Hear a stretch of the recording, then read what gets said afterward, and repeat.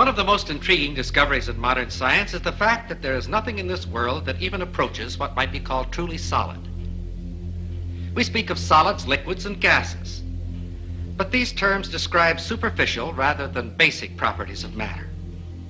All matter, regardless of its state, is composed of invisible particles called atoms, which in turn are composed of other particles. The air we breathe, though invisible to us, is just as real as wood or metal, because it's made of the same fundamental particles. It is the arrangement of these particles and the forces that bind them together that give to a substance its special properties. If we bring a piece of steel close to a magnet, we say that the steel becomes magnetized. But what is it that actually happens? If we place the steel inside a coil of wire connected to a high-gain amplifier, and then bring the magnet close to the bar of steel, we can hear something that suggests movement inside the steel. Listen.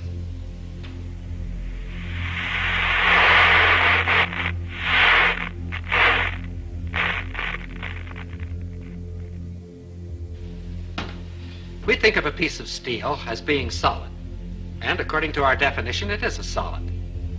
But the popular concept of what makes a solid is certainly a false one. This piece of steel, and any so-called solid substance on this earth, is almost entirely empty space. If we could eliminate the empty space in this piece of steel, all that would remain would be a tiny bit of matter, so small as to be invisible even with a high-power microscope. This concept of almost unlimited empty space within matter is comparatively new, but it is the very cornerstone of our knowledge in this atomic age. Atoms are not solid. Instead, they are tiny solar systems composed of infinitely small particles revolving at tremendous speeds and bound together by enormous forces. And like our solar system, atoms are almost entirely empty space. For the moment, let's forget the forces within the atom. Thinking only of the particles and the empty space around them, science knows no reason why I couldn't take this so-called solid steel bottle and just throw it right on through that wall. Except this, we've tried it and it hasn't worked. If I were to attempt to run through that wall right now, all I'd get for my trouble would be a good-sized lump on the head. But that which would prevent my body passing through the wall would not be a collision of particles, but rather a collision of forces, the same forces that make an atom bomb. And if it were not for these forces, my body could go freely back and forth through that wall just as though it were not there. It is within the realm of scientific possibility that there could be two worlds coexistent, occupying the same part of space at the same moment of time, each world just as real as the other, with its mountains, valleys, rivers, trees, and people. And that one world could pass freely through the other world, neither world being conscious of the existence of the other world, if you grant just one thing. Atomic forces within the material substance of these two worlds that are not mutually interactive.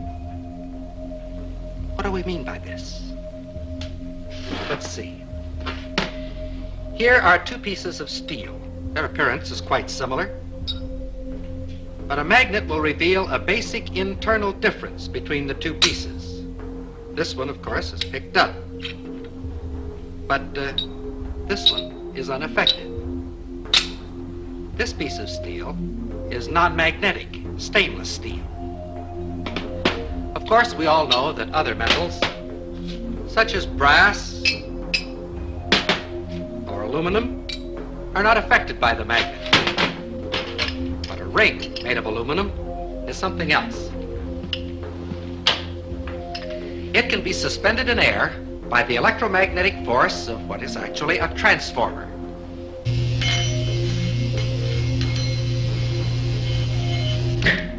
The ring being in effect a one-turn shorted secondary. A smaller ring will react even more violently.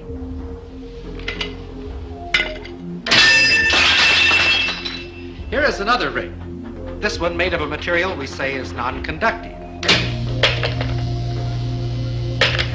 And it is completely unaffected. Here is another example. Several thousand watts of power were involved in that spark. If we replace the spark gap with a copper coil, the same power now flows through the coil. It's invisible, has no effect on many substances, but it can generate a lot of heat. Wood, paper, things that we think of as being quite inflammable are not affected at all. However, a piece of steel wool bursts into flame instantly.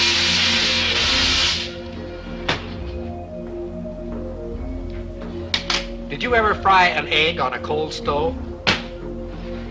It's no trick at all if you have the right equipment.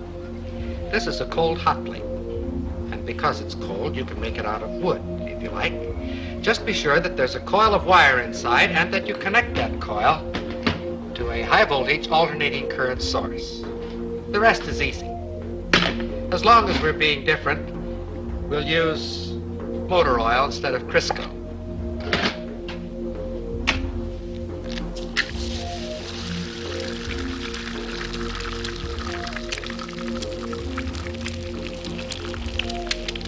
The egg fries very quickly, but the stove remains perfectly cold. In fact, if you wish to keep it handy, you can fry your egg on the morning newspaper. With a gadget like this, you can get up in the morning, sit on the stove, read the morning newspaper, and fry the eggs in your lap. Another example of the fact that physical forces can be quite selective in their effect.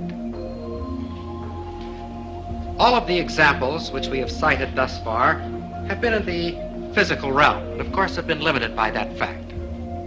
We can, however, cite examples that transcend the purely physical and clearly demonstrate the reality of these two worlds.